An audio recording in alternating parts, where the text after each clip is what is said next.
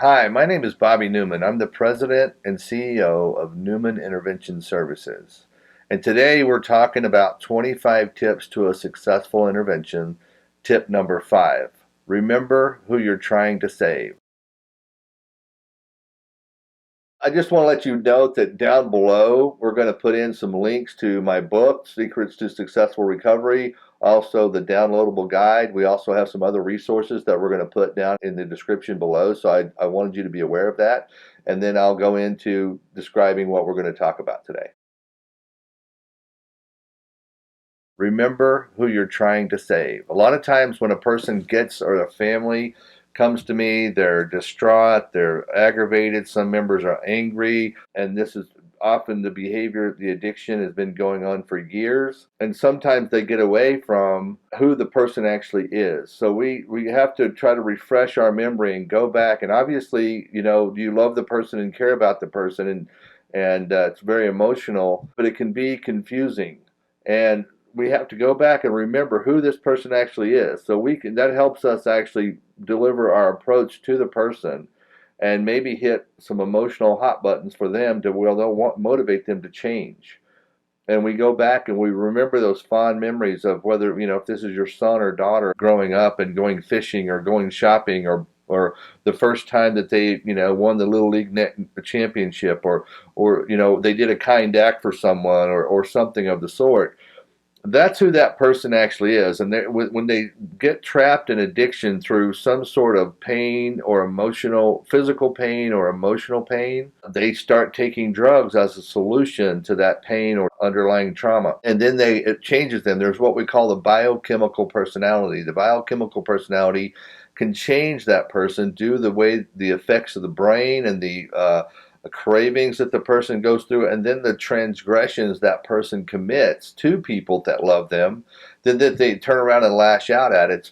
The families often don't understand that the person will lash out at the person they love the most. They know deep down, subconsciously, innately, that they're not the person that whoever they're lashing out as expects them to be, or they once were with that person.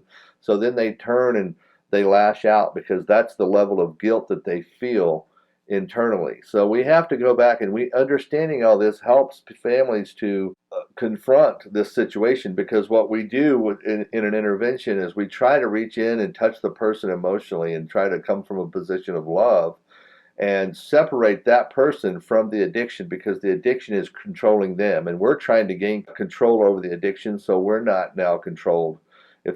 Hopefully that makes sense to you guys. But we're trying to reach and touch that person to where they actually will then reach for help and say, you know what, I don't want to be this way. I do want to change my life, and I do care about you guys. But if that doesn't work, we then have to be prepared to apply enough, whatever, pressure or consequences to the person to get them to make the right decision. A lot of people won't go to rehab unless they're like going, regardless of what they've done to the family and how they destroyed their life and others' lives. But if they feel like the consequences are going to rehab are better than, let's say going to jail, or being, having consequences of being removed from the property or detached from the family, because then they go, wait a minute, they're like, why are you doing this to me? And the truth is you're not doing this to them. You're doing this to the addiction. You're trying to get addiction out of your life and out of their life. And so in doing that, you have to sometimes go to drastic consequences. But the truth is we have to remember who we're trying to save. And that's what we're trying to do. We have a drowning victim that's going to die, or they're going to kill themselves, they're going to end up in jail for a long time, or they're liable to kill someone else, but especially if they're drinking alcohol and driving, or doing drugs and driving, or what have you. So we have to remember that person is what we're trying to save, and we have to be willing to do anything and everything to be able to save that person. So that's what I wanted to impress upon you today. I hope this makes sense. We're going to actually put some links down in the description of this video, so you can then, I have a book called Secrets to Successful Recovery. I also have a downloadable guide that you can get the 25 tips printed out in a 7-page PDF. You can also give us a call. I'm going to put a link to my website. So we encourage you. We also want you to subscribe to our channel because we've got 20 more tips we're going to be coming out with that we hopefully walk you guys through what it takes to do an intervention. Thank you very much.